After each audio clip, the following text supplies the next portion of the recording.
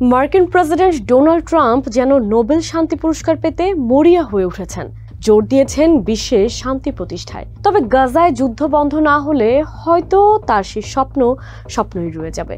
সেই কঠিন বাস্তবতা ট্রাম্পকে মনে করিয়ে দিয়েছেন ফরাসি প্রেসিডেন্ট ইমানুয়েল ম্যাক্রো। এতেই যেন ঘোর কেটেছে ট্রাম্পের। ইসরায়েলকে পশ্চিম তীর দখলের খেলায় নামিয়ে এখন ট্রাম্পের ভাষ্য, এটা কখনোই হতে দেবেন না তিনি। আর এতেই প্রশ্ন উঠেছে, তাহলে কি এবার যুক্তরাষ্ট্র ইসরায়েলের প্রতি সমর্থন সরিয়ে নিচ্ছে?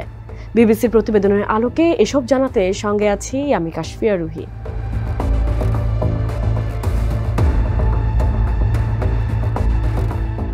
গাজা ইস্যুতে পুরো পৃথিবী একদিকে আর ট্রাম্প আরেকদিকে। দিন দুয়েক আগেই জাতিসংঘে ইসরায়েলের প্রতি জোরালো সমর্থন জানিয়েছেন মার্কিন প্রেসিডেন্ট। তাতে ২৬ সেপ্টেম্বর জাতিসংঘের সাধারণ পরিষদে ভাষণ দেওয়ার আগে নির্ভর ছিলেন ইসরায়েলের প্রধানমন্ত্রী বেনিয়ামিন নেতানিয়াহু। কিন্তু ওভাল অফিসে হঠাৎই যেন সুর পাল্টালেন ট্রাম্প। সাংবাদিকদের জানালেন, আমি ইসরায়েলকে পশ্চিম তীর দখল করতে দেব না, এটা ঘটবে না। আর গাজা চুক্তিও প্রায় চূড়ান্তের পথে। এ অবস্থায় প্রশ্ন উঠেছে, গাজা ইস্যুতে কি আন্তর্জাতিক সম্প্রদায়ের চাপে আছেন ট্রাম্প?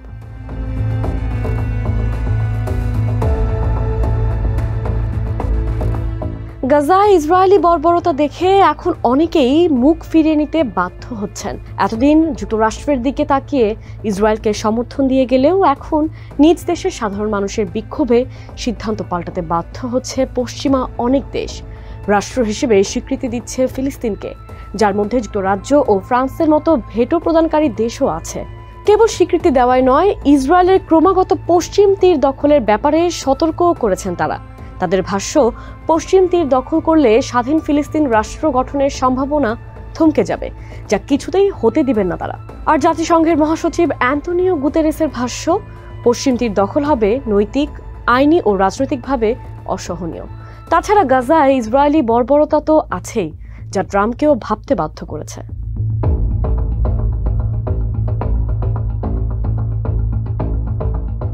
পঁচিশ সেপ্টেম্বর গাজা যুদ্ধের স্থায়ী সমাধানে মার্কিন প্রেসিডেন্ট ডোনাল্ড ট্রাম্পের শরণাপন্ন হয়েছিলেন আরব ও মুসলিম দেশগুলোর নেতারা। বৈঠকে গাজায় ইসরায়েলের বর্বরতা তুলে ধরে স্থায়ী শান্তি প্রতিষ্ঠায় ট্রাম্পের কাছে দায়িত্ব দিয়েছেন তারা। সেই সঙ্গে সতর্ক করেন, ইসরায়েল পশ্চিম তীর দখল করলে এর পরিণতি কেমন হতে পারে। এ ব্যাপারে সৌদি পররাষ্ট্রমন্ত্রী প্রিন্স ফয়সাল বিন ফারহান বলেন, মার্কিন প্রেসিডেন্ট পশ্চিম তীর দখলের ঝুঁকি ও বিপদ খুব ভালো করেই বুঝতে পেরেছেন। আর এই বৈঠকের পরই নাকি নরম হয়েছে ট্রাম্পের মন।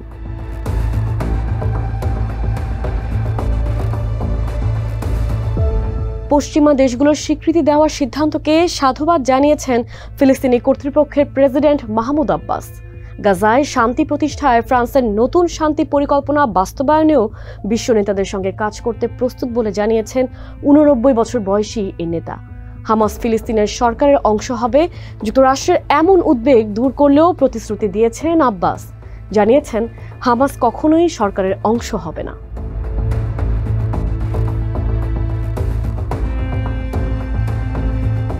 ফিলিস্তিনের যুদ্ধ ও দখল শেষ করতে যখন বিশ্বব্যাপী চাপ বাড়ছে, ইসরায়েলের সঙ্গে বাণিজ্য সীমিত ও মন্ত্রীদের উপর যখন নিষেধাজ্ঞার পরিকল্পনা করছে ইউরোপীয় কমিশন, মাইক্রোসফটও তাদের কিছু সেবা বন্ধ করে দেওয়ার সিদ্ধান্ত নিয়েছে।